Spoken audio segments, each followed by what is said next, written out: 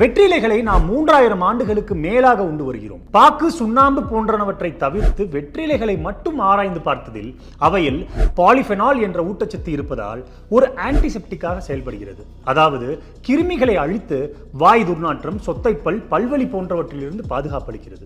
இயற்கையாகவே கார்பனேட்டிவ் குணங்கள் இருக்கிறது. அதாவது வாயு பிரச்சனைகளை சரி செய்ய வல்லது. பான்கிரியாட்டிக் லைபேஸ் மற்றும் இன்டெஸ்டினல் லைபேஸ் அண்ட் அமிலேசினை தூண்டுகிறது. அதாவது கொழுப்பு மற்றும் மாவுச்சத்து நிறைந்த உணவுகளை செரிமானம் செய்யும் நொதிகளை தூண்டி செரிமானத்தை சீராக்குகிறது. செல்களின் மேம்பாட்டிற்கு உதவும் கேம்பீர் என்ற ஆன்டி ஆக்சிடென்ட் உள்ளது. இது பிரியாணி அல்லது இனிப்பு நிறைந்த உணவினை சாப்பிட்டவுடன் இரத்தத்தில் அதிகரிக்கும் சர்க்கரை அளவினை குறைக்க வல்லது.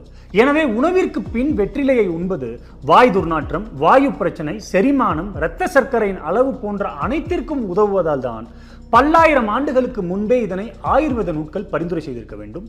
நன்றி.